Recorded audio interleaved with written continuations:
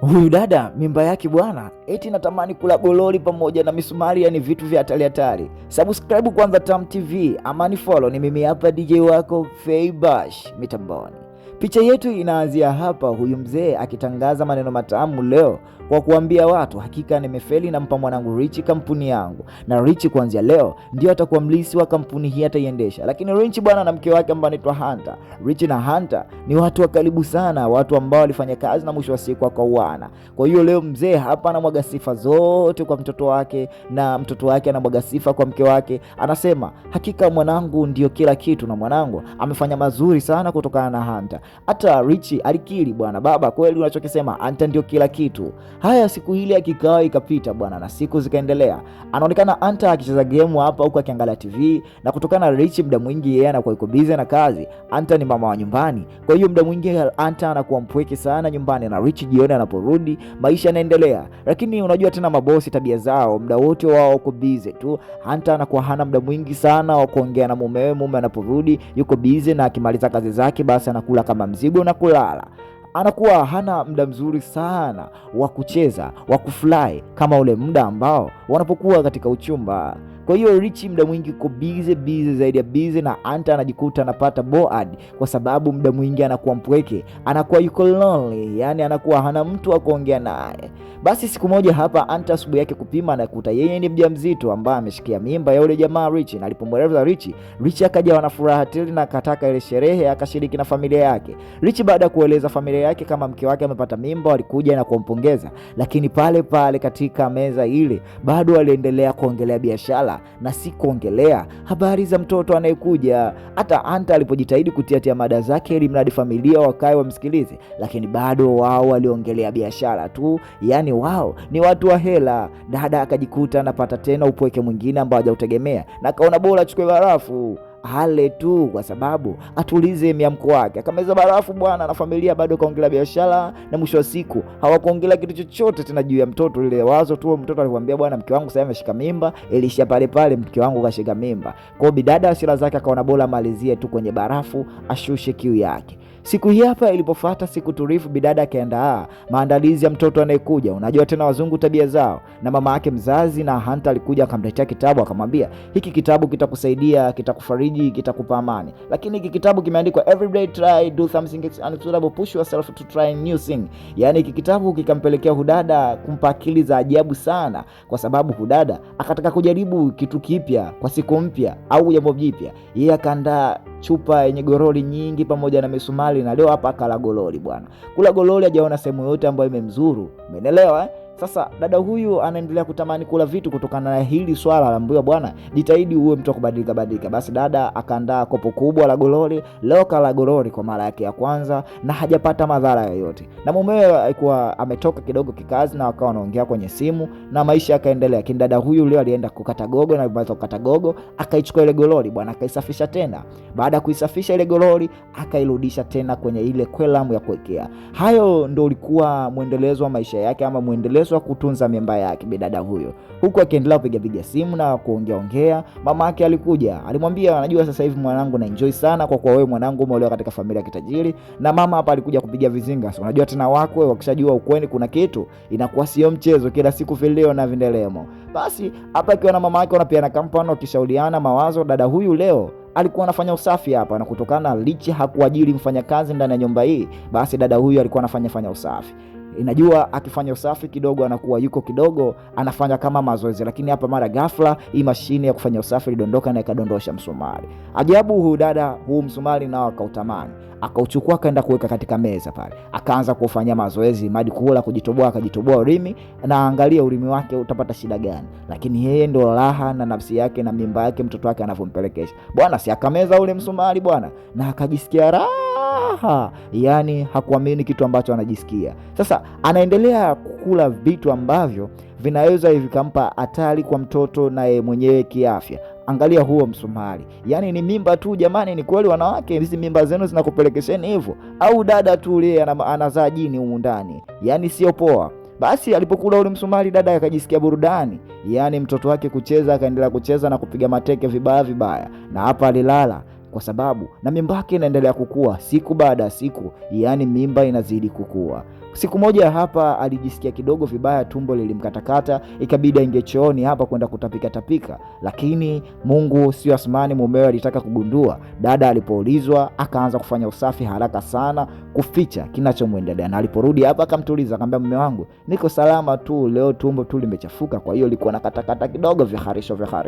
Lakini hapa sasa amepatikana gorori pamoja na msumari ambao anakula ile misumari midogo. Leo akatamani kula betri bwana, akaingiza na betri ndani ya tumbo lake. Yani yeye sasa hivi anachokikuta mbele ni halali yake, yani sio betri, sio makaratasi, sio kitu chochote, na ukikaa vibaya hata wewe anaweza kukula. Yani huyo mtoto alikuwa tumboni sio mchezo, yuko on fire kabla hajazaliwa. Basi dada huyu aliendelea na mtakabari huu. Hapa ameletwa kuangalia maendeleo ya mtoto tumboni anaendeleaje na ni vipimo vya mimba. Lakini ajabu, wanagundua tumboni kuna mambo kibao, yani misumari na vitu vingi. Kwa hiyo wakamwaisha haraka sana kwenda kumkinga yeye mwenyewe na mtoto wake. Bwana walifanya operation, walitoa vitu vingi, pini, sindano, mazagazaga kama yote mpaka mabetri. Yani dada huyu alifanya kukwanga, yani alifanya mambo ya ajabu. Betri hilo linachomolewa na kuwekwa tena katika ile kwelamu, ambao mume akafoka sana na kumwambia wewe ni mpumbavu kiasi gani ambao hujihurumii wewe ama kumuhurumia mtoto. Na mume ikampelekea afanye usafi chumba kizima, kutoa kila kitu chenye ncha kali, kutoa kila kitu ambacho kinaweza kupoteza maisha ya wapenzi wake ama wapendwa wake wawili, yani mke na mtoto wake tumboni. Akamwambia, anta, kitu gani ambacho kinakupelekea wenzako wa Tanzania ama wa Kenya huko wa Uganda, Warundi wa wapi huko Kongo wapi, wote wanakula tu udongo, lakini sasa wewe unakula hivi vitu, inakuaje? Ukiona umechanganyikiwa, chukua hata ndimu. Mzee akaona bora mtafutie mwanamke ambao atamweka psychological yake vizuri, ili mradi mkewe asiendelee kufanya matatizo makubwa. Lakini hapa udada daktari akaendelea kumweka sawa na kumuuliza maswali, na dada alisema, jamani mimi hata sijui kwa nini natamani kula hivyo vitu, najikuta tu. Basi wakamtafutia matunda kwa wingi ili mradi aike akili yake vizuri. Na hapa leo ameletwa mlinzi wa kumlinda. Dada alikataa, lakini mlinzi anaitwa Lauhi akamwambia, bwana wewe ni mkono wangu wa karibu, naomba tafadhali muangalie mke wangu. Na mke akaambiwa, bwana hakika huyu ni mtu wangu wa karibu sana, ni mkono wangu wa kiume, kwa naomba chochote utachokifanya basi mshirikishe. Ukienda wapi huyu inabidi awe nyuma yako. Kwa hiyo dada leo ameletwa mlinzi hapa ili mradi yote ni kwa afya yake tu, asije akajidhuru, asije akala vitu ambavyo vinaweza vikahatarisha maisha yake yeye na mtoto. Lu amekaa yuko serious anamwangalia. Kwa hiyo bidada anajua sasa hivi nipo na mlinzi sasa hivi kampani. Matunda akawa mengi na hata Ru akawa anakuja kumsaidia. Dada alionyesha kama kutii, lakini alibano kwa sababu mwanae yeye ana misi misumari, mwanae yeye anataka mabetri, mwanae yeye anataka gololi. Dada akataka kwenda chooni na Lauyu akaanza kumkagua Hunter kwa upumbavu wake na ujinga wake alificha misumari chini kabisa ya sink la chooni na akaendelea kula, kwa sababu hii ni stara yake au ni stare yake, aliendelea kugonga tu. Na hapa yule dada wa psychological alikuja anaendelea kumba maswali hapa kwenye kumbana.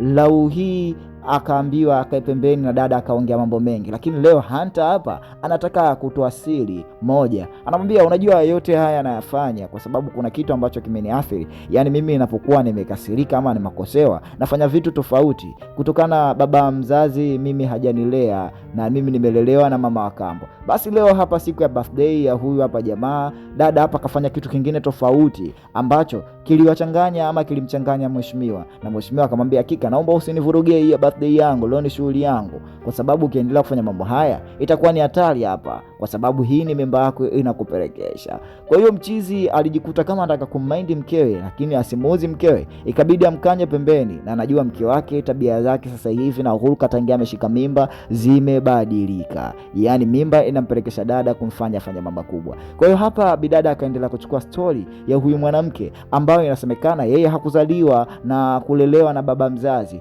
bali mama yake alipata mimba huko isiojulikana, isiokuwa na baba, na mama yule alimpachika baba mwingine, na baba yule mwingine alimlea binti huyu kama mwanae wa kumzaa. Kwa hiyo anamwambia, hiko nacho kilichangia mimi akili yangu sikai sawa, lakini siri hii tafadhali usimwambie mume wangu. Dada aliongea maneno mengi kwa hisia kubwa, na huyu mdada daktari alimwambia, bwana sitaitoa siri hii. Na dada alimuonyesha picha ya huyo baba yake ambaye anaitwa William. Na William sasa hivi anaonekana ni mzee sana, kwa sababu binti huyu kipindi hiko anaonyesha picha ya William ambaye ni kijana. Kaambia, huyo ndo baba mlezi alionilea, lakini amenilea kama babangu. na hakika alipata matatizo akafungwa, na mimi nikaendelea kukaa na mama, lakini sasa hivi ameshatoka jela. Basi hapa daktari alimkumbatia na kumtaka pole, na walikubaliana siri hii isitoke kokote. Siku moja hapa dada akiwa anatengeza bustani alitamani kuchukua udongo na kula, lakini leo aliweza kujizuia kwa sababu akili yake ilishaanza kukaa sawa, kwa sababu ametubu. Si unajua bwana, ukitubu kitu kinachokusumbua kinakuwa kikusumbui tena.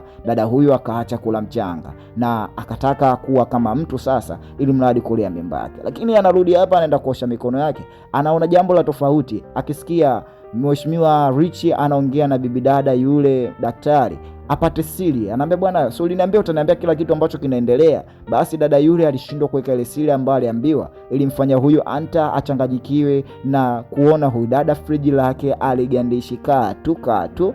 Hunter alijisikia vibaya sana kwa sababu siri ile alimpa mwanamke mwenzie, na siri ile alimwambia kabisa, mume wangu asijue udhaifu wangu, ama mume wangu asijue kinachoendelea. Basi mwanamume, baada ya hapo dada alijisikia vibaya sana, lakini hapa dada alizidi kuchanganyikiwa na mume aliaga akaondoka, na akaona bora aingie chini ya uvungu. Lakini Lau Yu alipoona jambo lile lilipotokea, na yeye kabidi aingie chini ya uvungu, akainayo usiku mzima yule dada ili madi kumfariji kwa sababu mumewe hayupo. Lakini jamaa alipokuwa amelala, huyu mwanamama alitoka nje tena kwenda kuangalia nini anaweza akatumia, nini anaweza akala, na hapa alikuta screwdriver kubwa. Na Lau hii anapoamka hapa amuoni, anakuja huko anamkuta mtu tayari amelala amenyoka. Jambo lile lilimpelekea afike moja kwa moja hospitali, na hata familia zilikutana. Na hapa leo alitoa screwdriver, yani hii ya kufungulia simu ama kufungulia nati ndogo kabisa. Hapa leo walimuita moja kwa moja kwa mwanasheria na wakaongea, kwa nini unachofanya hivyo, unataka kujua mwenyewe, hakika tutakushtaki. Ama leo hatukushtaki kwa sababu mume wana hela nyingi ametuonga. Cha msingi andika talaka kwanza na usaini kama unakaa nje ya ndoa ndani ya miezi 6 mpaka akili yako itapokaa sawa. Na ilibidi dada huyu apelekwe katika sehemu za Milembe ili mradi kwenda kuweka akili yake vizuri. Lau hii anajisikia vibaya sana kwa sababu alishaanza kumzoea bosi wake, na hapa anaona kama kazi hana, lakini bosi alisaini hivyo. Lakini dada aliambiwa utakuwa chini ya uangalizi wa Lau hii kokote unapoenda, na Lau hii atakupa msaada wote kokote utapokaa, na basi utakaa naye. Basi mchizi anajikuta amepata kibarua kingine kutoka katika maisha ya kawaida na kwenda kumlea dada huyu ama kumlinda huyu dada katika sehemu za Milembe. Yote huyu ni mwanamke wa bosi wake, ni mwanamke ambaye anamfanya mchizi alipo. Lakini siku moja hapa dada huyu aliacha bafu likiwa linawaka na maji yanaendelea kuoga, na akatoroka na kumwacha Lau hii hana kujua wapi huyu dada ameendelea. Alipoingia msituni akaanza kushota mpora kutafuta barabara ama kutafuta njia ya kutokea, na dada huyu alikimbia sana, na mchizi Rich alipata habari kama mkewe ametoroka na wakaanza kumtafuta. Kwa dada akaona bora akachukue guest ama roji kwa huku tunaita, na hapa akachukua udongo mwingi akatia kabisa, bwana nitapomisi bwana nitachachachua huu mchanga. Na kweli dada akaendelea kuchachua mchanga, lakini hapa anaongea na mumewe, anamwambia tafadhali mke wangu naomba urudi nyumbani, nimekosea sana. Anambia hakika mume wangu nimekumisi sana na nakupenda sana, lakini siwezi, najikuta nashindwa kujizuia kula hivi vitu, nashindwa kabisa, labda mimba hii nitapoizaa kidogo uweza nikakaa sawa. Mwanaume anamwambia sikiliza, acha ujinga, tafadhali naomba urudi nyumbani muangalie mwanangu, na hakika nitaacha kila kitu sasa hivi, hata kazi nitasimama kwa ajili yako. Mwanamke anambia hapana, siwezi, kwa sababu wewe utanizuia mimi kula vitu vyangu ninavyotaka na mtoto wangu ndio wewe misi. Dada alikata akasema sitaki, na akakata simu. Na dada hapa akaibomoa simu kabisa, yani hataki mawasiliano na huyo mtu ambaye anajiita Rich ambao ni mume wake, na akaendelea kula udongo wake bwana taratibu, huku akiangalia TV za romantic na mapenzi, na akaangalia watu ambao wanakula vitu ambavyo vile vya kuumiza. Hapa akaenda kupiga simu ambazo zipo mtaani na kumpigia mama yake na kumwambia mama mimi nataka nirudi nyumbani. Na mama akamwambia hakika kumetoroka kwa mumeo, ama mumeo umeshindwa kukaa naye nyumbani kwangu kumejaa, tafuta utaenda kukaa wapi. Dada akapata wazo moja la kutoka moja kwa moja kwenda kumtafuta yule babake wa kambo ambaye amemlea. Sasa amefika mpaka kwa babake wa kambo hapa leo, lakini kulikuwa na happy birthday hiyo si ya mtu mwingine, ya huyo William ambaye ni baba yake mzazi, na leo hapa ana siku yake ya kuzaliwa. Ni huyu hapa mtu mzima. Dogo alikuja moja kwa moja Hunter mpaka kwa mzee William na akamwambia, mzee wewe hakika ni baba yangu na wewe ndio umenilea. Jamaa anamwambia hakika kweli ni baba yako mlezi, lakini si baba yako mzazi. Na sasa hivi mimi nimekuwa na familia nyingine ama na familia nyingine ambao nimeshaitengeneza na mama yako kitambo. Baada ile kesi tulishaachana, lakini nilikulea vizuri na mtoto alijisikia raha sana. Akamwambia ni kweli baba, ulinilea vizuri, nashukuru sana. Ambia ni hivyo tu nilichokifanya kama wanaume wengine nilichotakiwa kufanya, yaani si mtoto wa kambo ukamchukulia adui yako, ama kwa sababu hujamzaa wewe umnyanyapae na kumnyanyasa. Kwa hiyo mimi nilikulea wewe kama mtoto wangu wa kukuzaa, kwa sababu hata mimi kesho watoto wangu watalelewa na mtu mwingine. Mzee aliongea maneno mengi ya busara na kumtaka mtoto yule atulie na kuweka akili yake sawa, na ikiwezekana huyu dada awe na akili ya kibinadamu. Dada baada ya kusikia maneno mengi ya huyu jamaa hapa na kuelewa, alikuja kuangalia afya yake, na sasa hivi amekubali kuishi kama mwanadamu, yaani kuishi kama mtu na kusimamisha kula vitu vya hatari na kuendelea kulea mimba yake. Dada amekubaliana kuanza maisha mapya na kuanza kila kitu upya, ili mradi kulea mimba yake. Wanangu wa Tam TV Recap, msisahau kusubscribe, kucomment, kunifollow na mambo mengine. Ni hapa hapa Tam TV. Ciao.